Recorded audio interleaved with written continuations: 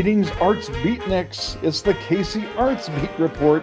I'm Patrick Neas, and I tell you, if you're a Tchaikovsky lover, a ballet lover, or a bird lover, this is the show for you because we're going to be talking about Swan Lake being presented by the Kansas City Ballet from October 17th to 26th, 8 performances only. But first, before we start talking about that, I would like to ask you to please like this video. And if you know somebody who is also a bird lover, share it with them, and or a ballet lover, of course. And also, please subscribe to our YouTube channel and subscribe to our Substack page and follow us on Facebook, where we always post a lot of great information about the arts in Kansas City. But right now, it's time to say hello to Devon Carney, Artistic Director of the Kansas City Ballet. Hello, Devon. Hello, Patrick. It's really great to be with you today. Thank you for the time. Appreciate it. It's always great to have you, and especially when we're talking about these storybook ballets, which are really kind of your specialty. And Swan Lake, you've lived with this work for quite some time now, haven't you? Can you I kind of give us have. your history with it? I have a lot of history with it that goes pretty much back about 45 years or so in terms of my interactions with Swan Lake, both as a performing artist with Boston Ballet, where I did many different versions of Swan Lake and danced all the roles from, a kid in the court to the lead role of Prince Siegfried. Um, and then having the chance in Cincinnati Ballet, where I was associate artistic director, to get started on creating my own interpretation of Acts 2 and 4 of a joint collaboration with the artistic director there. And then coming here to Kansas City Ballet, where I finally had the opportunity to create my own version of it, the full, all 4 acts version of it. And it's been really exciting because that was done in 2016 to great success and box office records. Um, and then we did it again in 2020. It was as successful, if not more. And now here we are for the third time in 2025. So it's really exciting to see that progression of the maturity of the ballet and also of the dancers who have had a chance to be in it for several times here at Kansas City Ballet. And it's one of those works that has the complexity and depth that lends itself to revisitings over the years. As you say, you've been working with this ballet for 45 years. Do you still find anything new in it when you tackle it? Every time. That's the beauty of these great classics, is that there's never going to be a level of detail that is finally accomplished and we don't need to do anymore.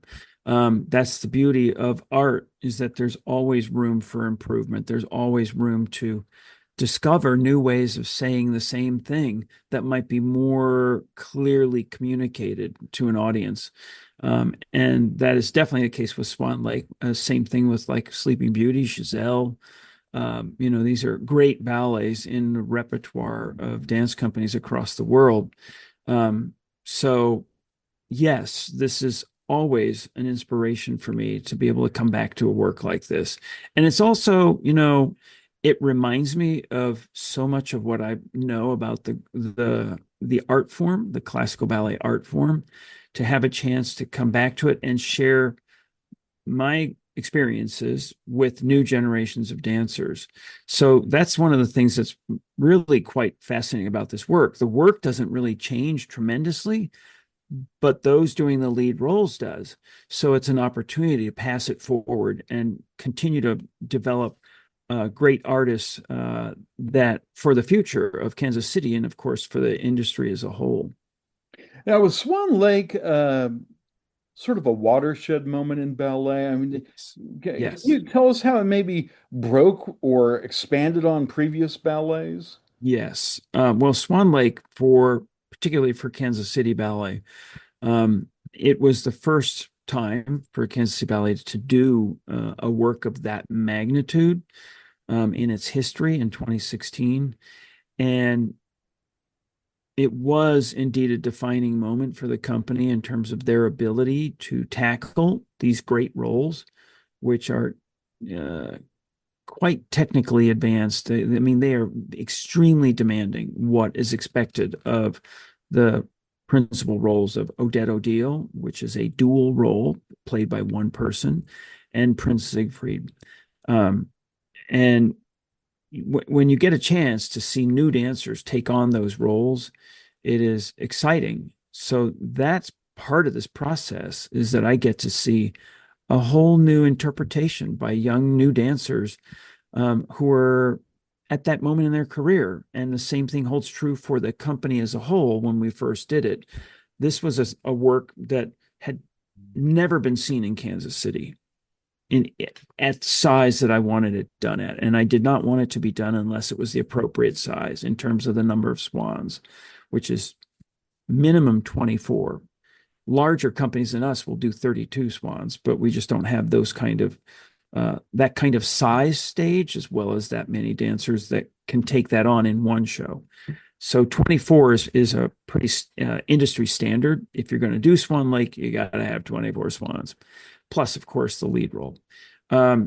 So it was a huge moment, and the audiences recognized that here in Kansas City. And to this day, and I'm not kidding you, literally 2 days ago, I was talking with a patron who shared how thankful they were and how moving it was to see Swan Lake done by their company, Kansas City Ballet, in Kansas City. And it holds true every time we do it. And in between, the requests come in almost consistently of, when are we going to do Swan Lake again? Oh my goodness, this is such an incredible work. It's what our city needs. So, I'm Well, it's happy to bring it back. sort of like a kid asking his or her parents every night, read Hansel and Gretel again. Again, yeah. Because these things they do bear repetition. You do never get tired of them. And I have to say, Devin, 24 Swans is nothing to be sniffed at. No, That's pretty good. no, no. It is an exceptional experience to be a part of that process of bringing those 24 swans to life. And I really believe that the heart and soul of Swan Lake is the 24 swans.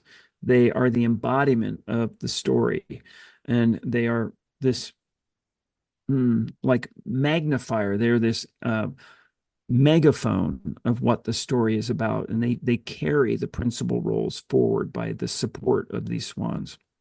Well, it wasn't just a breakthrough for the Kansas City Ballet. Also, wasn't Swan Lake sort of a breakthrough in the history of ballet? Wasn't it sort of didn't it really take ballet to a whole new level? Well, there was certainly a lot of ballet in the late 1800s. The music was written by Tchaikovsky in 1876/77. It was premiered in 1877 in Russia. Um, and it was kind of the dawn of the classical era in music, dance, literature, art. And as a matter of fact, the tutus, that when I say the word tutu to the generic, sort of general population, they think of that thing on the waist of a female dancer that looks kind of like a pizza platter, that the person's in the middle of. And that tutu came from that time period, and it's called a classical tutu, and that's because it came from the classical era in the arts. Yes, it definitely broke into a new era of expressivity in the arts in general. It also seems to have a psychological depth that is unique to it. As you were saying, Odette is a single role. Yeah. It seems kind of Jungian, and not to get too freaky, but the whole shadow and light that we all carry within us. Yeah, Is there something like that going on with that role? that's a great illusion, and I don't mean that like sleight of hand. Um, it is so true that this one person has to play two ends of the spectrum of roles. Odette is the white swan; she's all good and pure, and Odile is all evil and dark. It's the black swan and the white swan, and they are embodied in one person who has to take on these two roles in one night. And I will say that, dancers tend to have sort of a specialty in terms of, it's like in the Westerns, the guy who always plays the white hat guy, the white hat cowboy, the good guy, right? And then you got the typical, black hat guys, the bad guys, with the bandanas over their face, and a lot of times dancers are kind of the same way or can be if you're not allowed to break through that.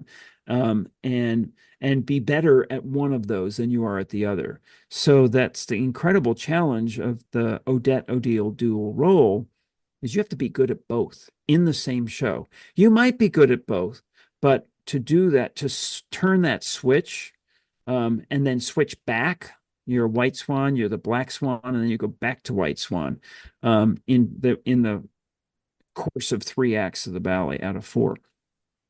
So uh, it you have to be a very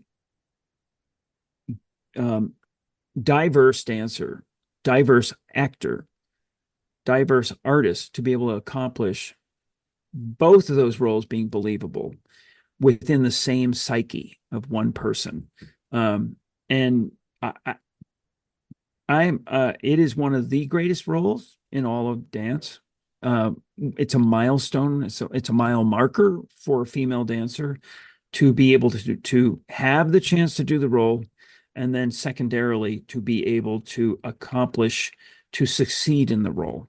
And I'm thrilled with the fact that we have 3 artists who are going to do the lead role of Odette Odile. 2 of them are new to it. One is a veteran who is extremely accomplished at it, and even for that person coming back to it now for the 3rd time, there will be another level of detail that individual will bring to the stage.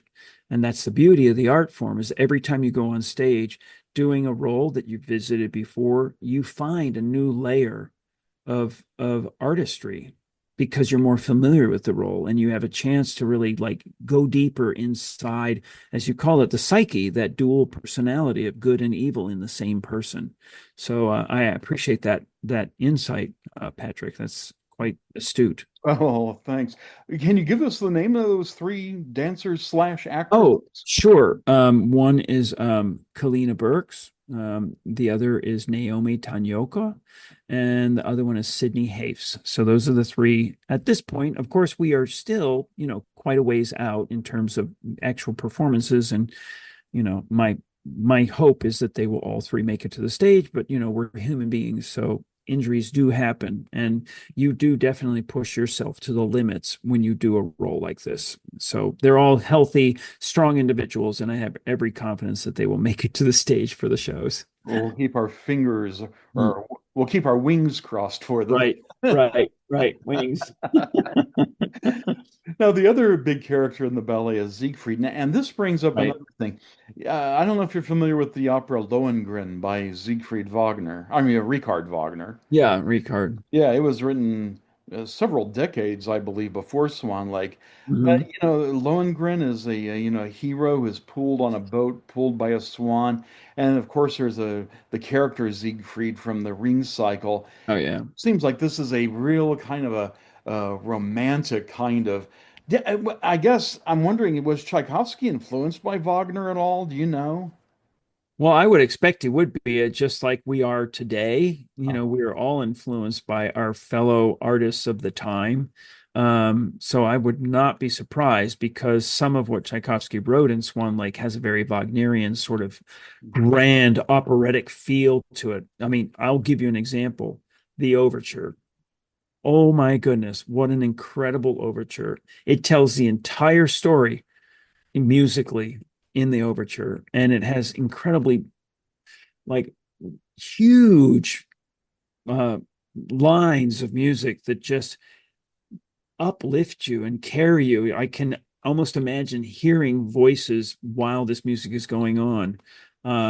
So I would not be surprised at all if Wagner had a huge influence on Tchaikovsky, as we today are influenced by others.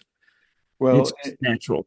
And that overture really is Wagnerian in scope and grandeur. Was that new in the world of ballet, that kind of You know, drama? well, I always love that kind of question. Um, there was a time when Swan Lake was brand new, like the CD release, right? Like Right, no one's ever heard this before, right? right. So, I can only imagine what that must have actually been like to be there and hear this for the first time. In terms of the actual music, as to whether somebody had done music similar to this, in that same time period, it's hard to tell what is sort of like the landmark that starts an era of music.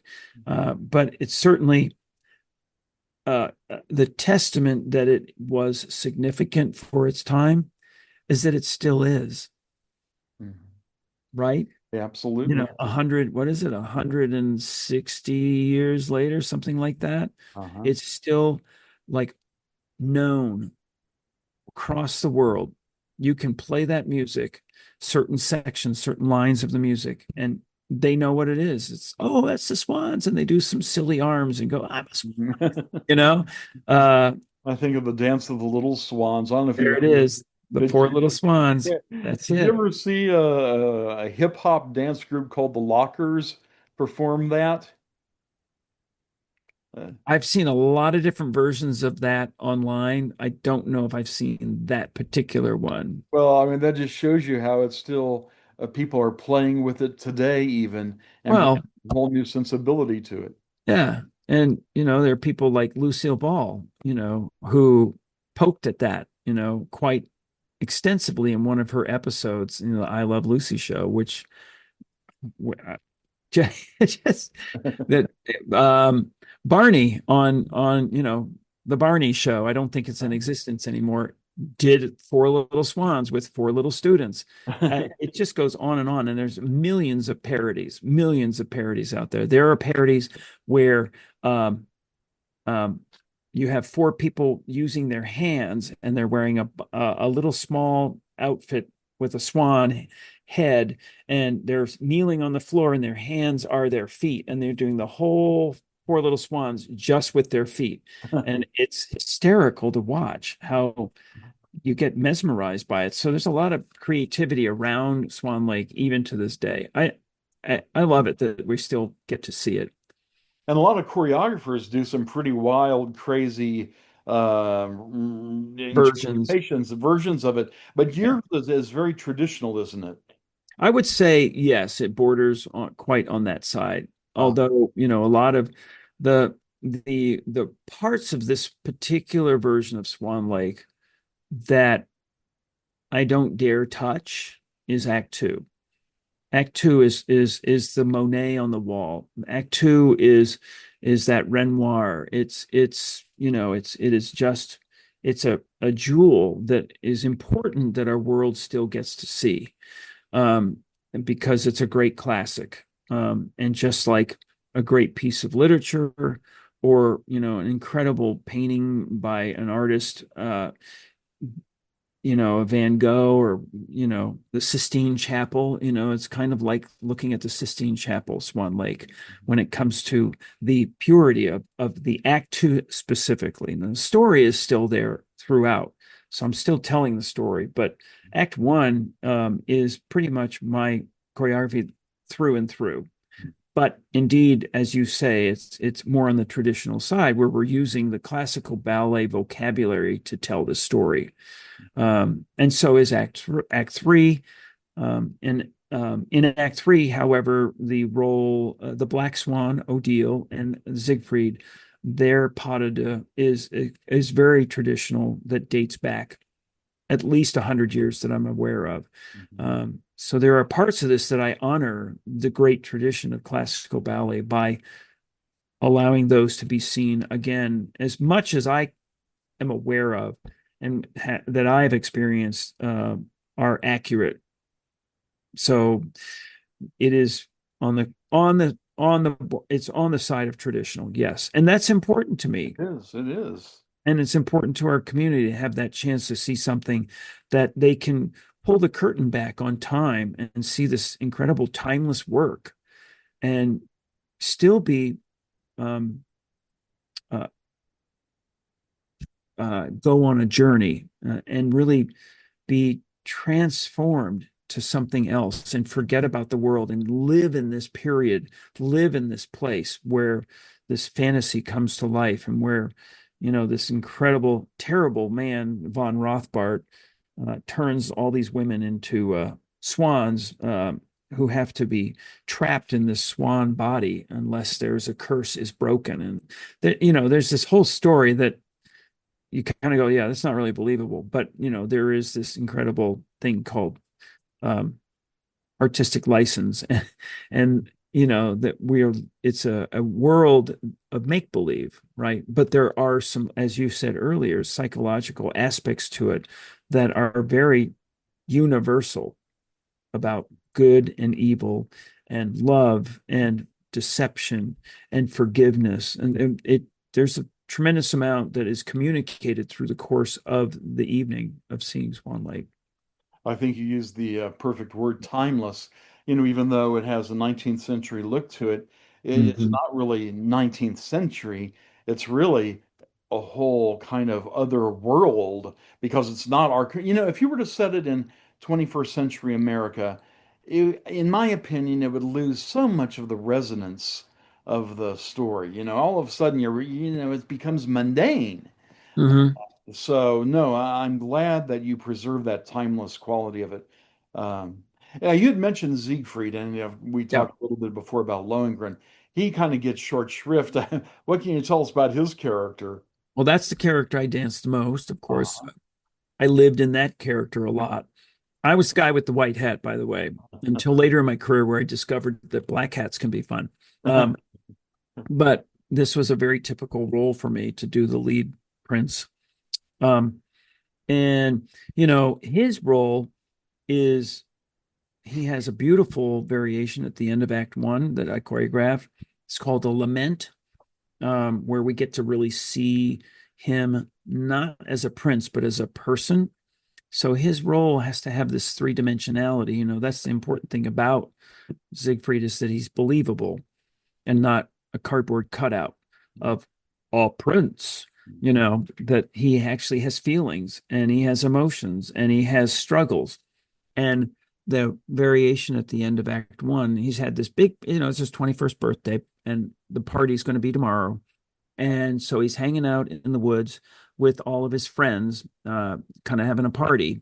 And mom breaks up the party, the queen, and says to him, well, you're going to be 21. So now you need to choose a bride so you can take over leading the kingdom.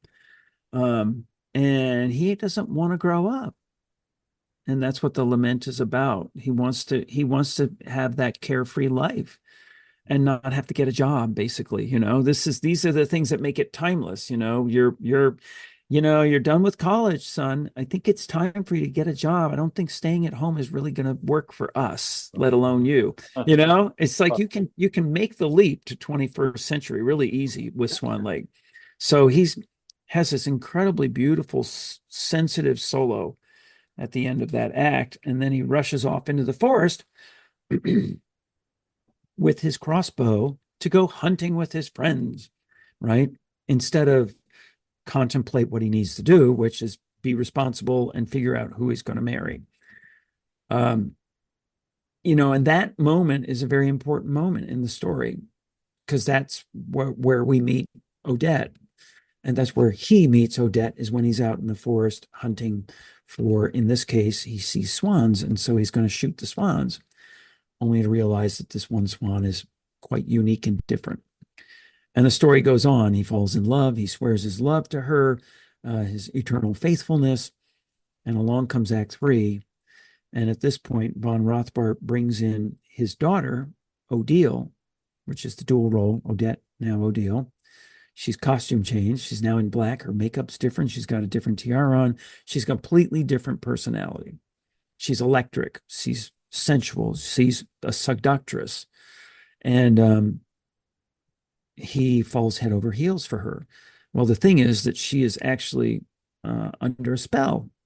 And he, von Rothbart, has put Siegfried under a spell and made him to think that his daughter, Odile, is actually Odette. Hmm. So he dances this whole pas de deux, a huge technical tour de force. Okay, this is where you will see the Black Swan pas de deux separated from the ballet on big galas across the world. And it's always the thing everybody looks forward to because it's like, okay, let's see what you got. Are you really a good classical technical dancer? So that pas de deux happens, and at the end of that pas de deux, he unfortunately thinks he's swearing his love to Odette, and he swears his love now to Odile, thus um, causing Odette to become trapped in this curse that von Rothbart has on her, unless it can be broken somehow. And that does in Act 4 when Odette comes back and Siegfried comes back and he asks for forgiveness. But all of this has to be communicated through this role of Siegfried. He has to be a prince. He has to be um, royalty, but yet he has to be approachable and believable that he has a sensitive heart and that he can be caring.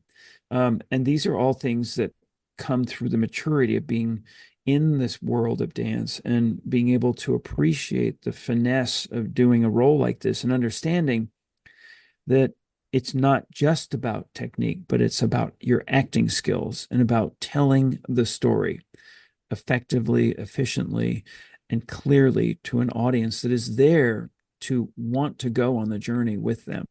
So I've always enjoyed the role of Siegfried because of this intensity of acting skills required, but also the intensity of your technical abilities. So that's Who Siegfried.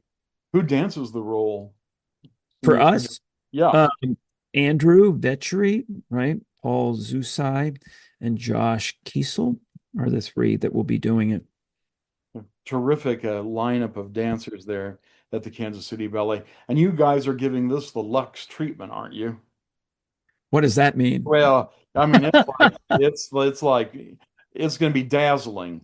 Oh yeah, well we got great sets and costumes that we've used for the last time we did it. We had the same costumes and sets, and they're grand. They're pretty operatic, especially Act 3 where you're in the grand ballroom. Um, yeah, it's a fun show, and you definitely get your money's worth. Let me tell you, Uh-huh. it is an exciting show, and there really is no bad seat in the house because you can watch the swans from afar, or you can watch the principals from afar, or vice versa. Do it all up close. And this is one of those ballets I imagine is a good introduction to ballet for younger people. Yeah, it can be. It's a full length ballet, so Uh-huh. I would say if you're 5 years old, it may not be the Uh-huh. right introduction, but for a teenager or a 10-year-old on up to 101, it's a good introduction because it is so well known. I mean, who doesn't know the word? When you say Swan Lake, it's almost synonymous with, flapping your arms up and down. There's a lot more to it, but what's kind of daunting and exciting is that it has a reputation that lives beyond the actual ballet. And like I said before, it's this timeless classic that truly represents the classical world of dance. And the Swans, I neglected to talk about them. They are like I said, the embodiment and heart and soul of the ballet, but it's also extremely challenging to get 24 women to move as a single unit and breathe together, arms up, arms down, move as one. And it's glorious when it happens, when they do move as one, but it takes a tremendous amount of rehearsal to get that many people together moving simultaneously. And I've seen your previous productions of Swan Lake, and it's breathtaking to see that unison Mm. movement. It's absolutely astounding. Mm. So, Swan Lake being presented by the Kansas City Ballet for 8 performances, October 17th to 26th. To find out times and to get your tickets, go to kcballet.org. It's always a pleasure talking to Devon Carney, the artistic director of the Kansas City Ballet, about these wonderful works that we are so honored and so pleased to have here in Kansas City, performed live by our very own dance company. So Right. thank you, Devon, Yeah, for all you do. absolutely. And I will say one last thing, and that is it's also performed live with music from the Kansas City Symphony, which is, another added treat to the show is that it's all live, both dance and music. So I'm That's thrilled about that. that's a huge plus. And Ramona Pansagraw, was she, Yep, leading the orchestra? absolutely. She has this music in her bones too. Boy does she. Boy does she. Yeah. But thank you, Patrick. It's always a pleasure to have a chance to talk about something that I truly enjoy and love. Well, thank you. So, if you know a ballet lover, share this video with them. Let them know about Swan Lake at the Muriel Kauffman Theatre being presented by our very own Kansas City Ballet. And please follow us on Facebook and subscribe to our YouTube channel. Until next time, this is the KC Arts Beat Report. I'm Patrick Neas.